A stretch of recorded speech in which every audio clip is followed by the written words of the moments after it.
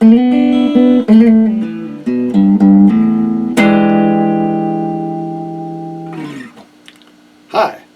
my name is Jasco. Today we're going to be learning a pentatonic scale. The scale we're going to be learning is an E minor pentatonic scale, and it's also a G major pentatonic scale. In case you're not familiar with the terms relative minor and relative major, every major scale has a minor scale that has the same notes. It just kind of depends how you use it. And we'll talk a little bit more about that later. And I'm also going to do a music theory concepts and terminology lesson later on to help you with some of these concepts if they're new or unfamiliar to you. So let's get on with the scale here. To play this scale, we're going to start with our open low E string, then 3rd fret on the low E string. On the A string, we'll have open A, and then 2nd fret. I'm playing that with my 2nd finger. You could play it with your 1st finger. It's not too vital at this point. On the D string, it's open D, 2nd fret. G string is the same thing. Open, 2nd fret.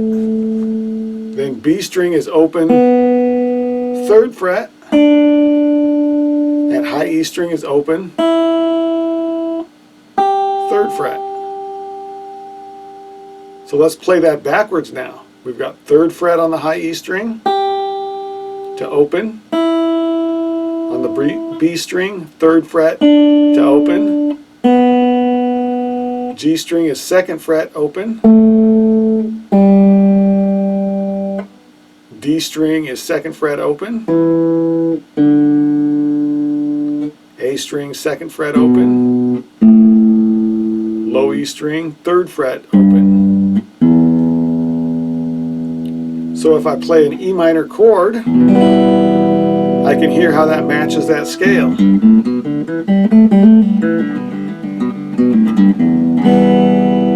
Also, if I play a G major chord, I can hear how that matches the scale.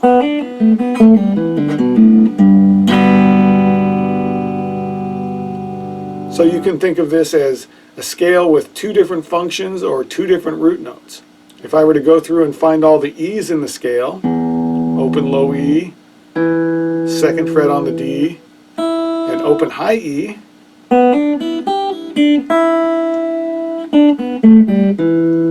if I were to end things on those E's, it's going to sound more like a minor scale. If I find all the G's in the scale though, there's 1, 3rd fret on the low E string, then we have open G, and we have 3rd fret on the high E.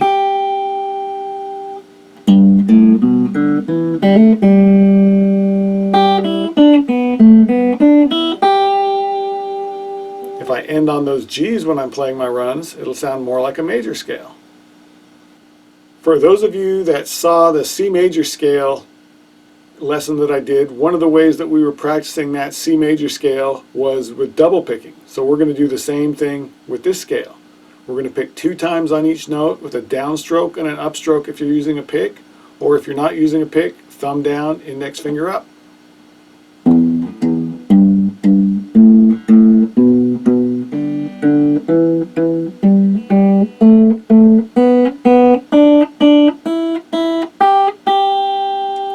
Play the whole thing descending.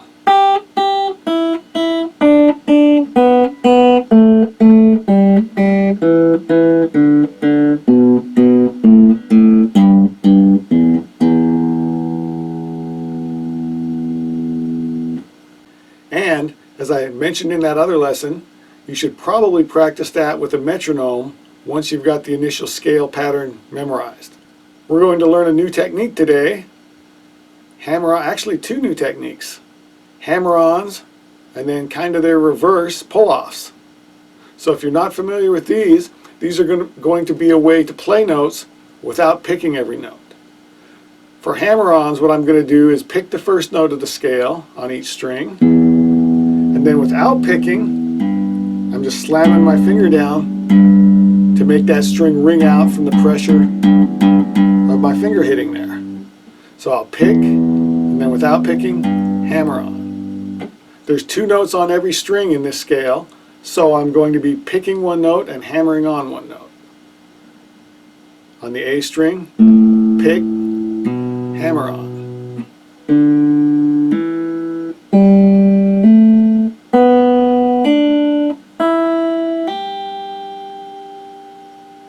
I want to play close to the fret. I don't want to hammer on hard enough that that note sounds out without even picking it. So I'm not relying on the picking to give the string energy. The string could be completely silent, and I could do those hammer-ons. So when I'm playing ascending up the scale, that's going to be one way to play, is to pick and then hammer on. When I play back down the scale, when I descend, I'm going to do a pull-off. So in this case, I'm going to pick the highest note, then I'm going to pull my finger downward, almost like this finger is going to pick the open string.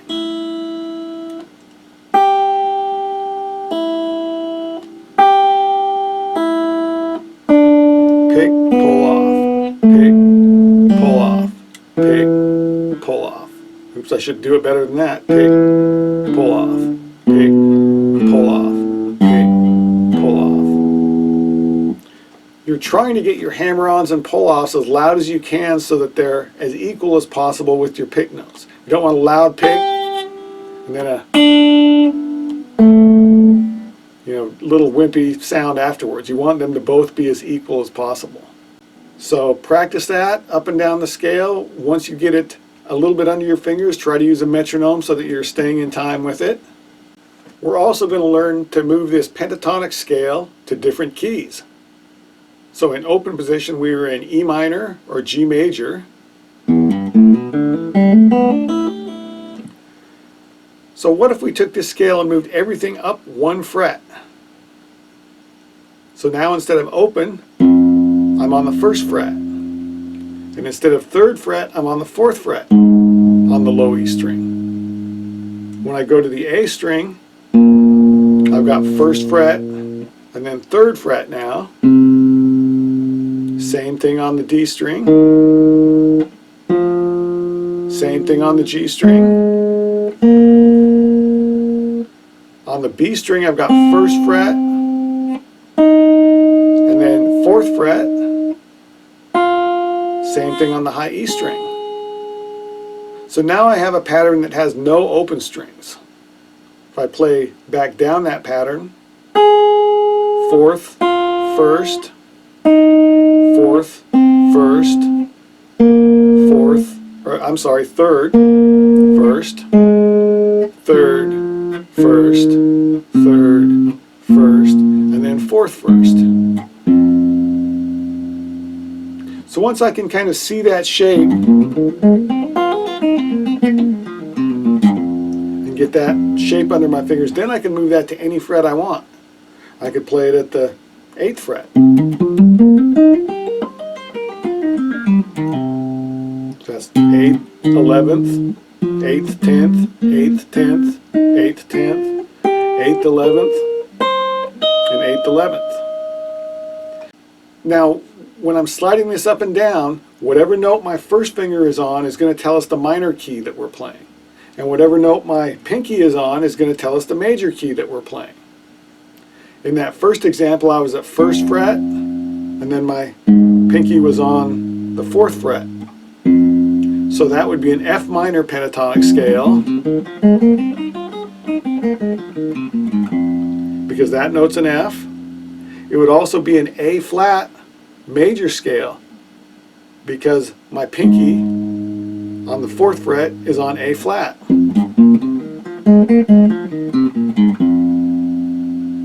The next example, I was up at the 8th fret. 8th fret on the low E string is the note C, so that's a C minor pentatonic scale.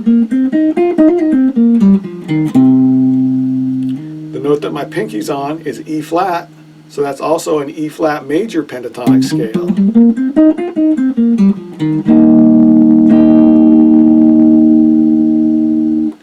So this is one more reason to learn notes, at least on your low E string for right now. And I'll go over those real quick in case you don't know them. E is open, F is 1st fret, G is 3rd fret, A is 5th fret, B is 7th fret, C is 8th fret,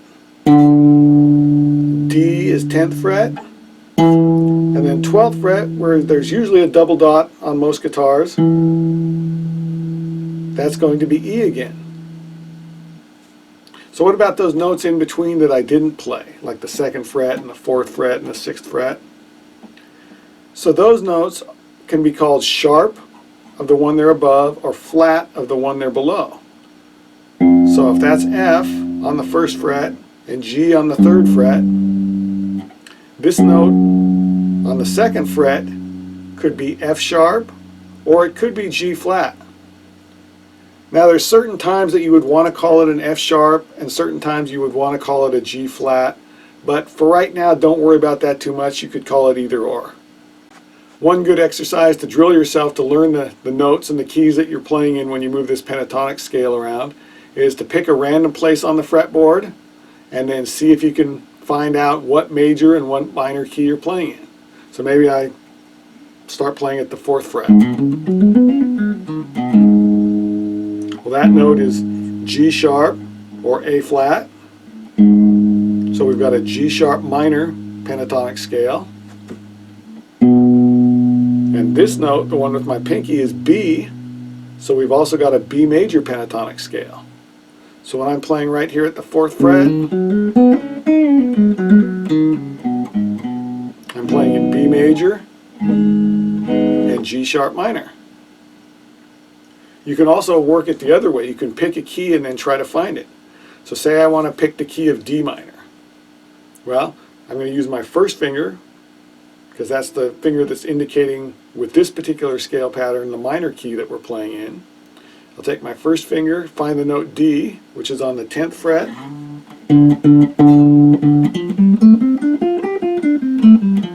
Now I'm playing in D minor. Maybe I want to play in the key of A major. So now I'm going to take my pinky, my little finger, and find an A with that, which happens to be on the 5th fret. So if my pinky's on the 5th fret, my index finger would be on the 2nd fret to make the shape work out correctly.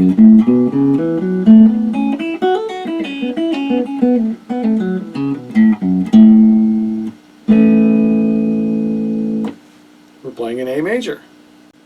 When I'm moving my pentatonic scale up and down, I can still use hammer-ons and pull-offs to play it. So maybe I'm playing it at the 5th fret. I'll pick the 1st note, 5th fret of the low E string. Then I'm going to hammer on with my pinky on the 8th fret of the low E string. A string, I'll pick the note on the 5th fret. Then I'll hammer on with my ring finger this time, 7th fret. Same thing on the D string. Pick, hammer on. G, pick, hammer on. B string, pick, hammer on with my pinky on the 8th fret. High E string, same thing. Pull-offs. For pull-offs, what I'm going to do is I'm going to put both fingers down in advance. So on the high E string, I've got my pinky on the 8th fret, and I've also got my index finger on the 5th fret. I've got them both down in advance. I pick the string, then I pull my finger, my pinky, downward, and this finger should hopefully stay on the string. That won't move, only my pinky's moving. Same thing on the B string. On the G, I'm going to use my ring finger to pull off, 7th fret to 5th. Same thing on the D string. Same thing on the A. Then when I get to the low E, it'll be pinky again.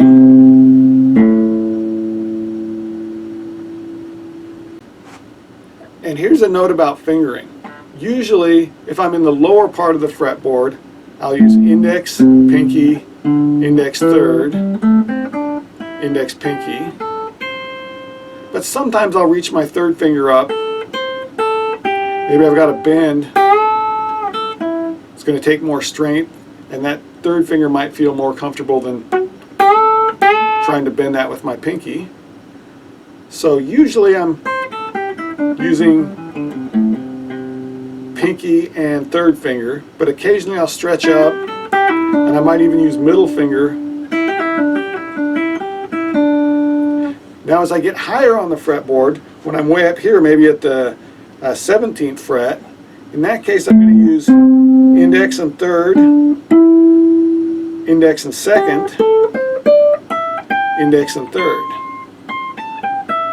And again, maybe there's a reason. Sometime I might want to use my pinky. Maybe I've got to bend a note on the G and then play a note on the B with my pinky. But I mean, most of the time, once I get higher on the fretboard, I'll be using more of those three fingers instead of all four. But again, there's no hard and fast rules. So a lot of times it's a good idea to practice things multiple ways, just for flexibility, so you don't get too stuck in playing it one way. So I might practice, especially if I'm kind of in the middle area of the fretboard, not really high and not really low, I might practice with my pinky and third. And I might also practice with my third and middle.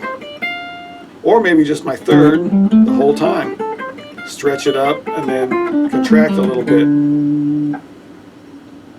So don't worry too much about trying to find the one fingering. Flexibility is better than getting it down one way, because when you're playing solos and improvising, you never quite know exactly what's coming next if you're improvising. So it's good to be flexible.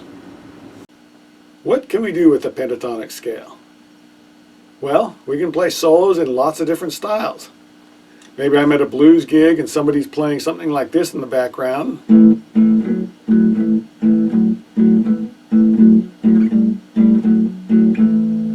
That's our shuffle in the key of A that we did a few lessons back. If I go to A minor, so in blues I'm going to use a minor pentatonic scale a lot of the times, especially to start off with at first. So I'm going to play A minor, pentatonic, and those notes should sound good over, should sound bluesy.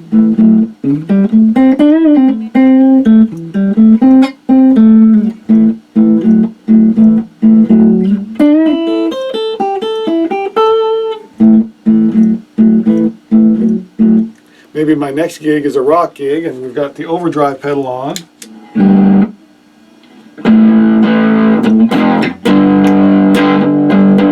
Someone's playing something like that.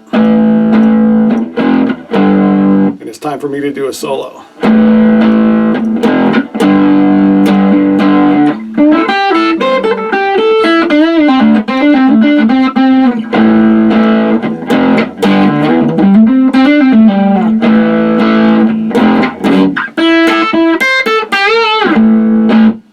Maybe my next gig is a country gig and somebody's playing in C major. So I'm going to be in the same place. There's C. My pinky's on the 8th fret. Index finger's on the 1st fret.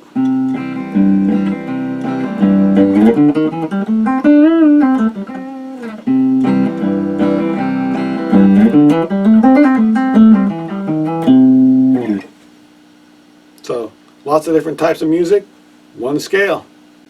Have fun with that pentatonic scale, memorize it, practice it with double picking, practice it with hammer-ons and pull-offs, and we'll add some more stuff to it soon.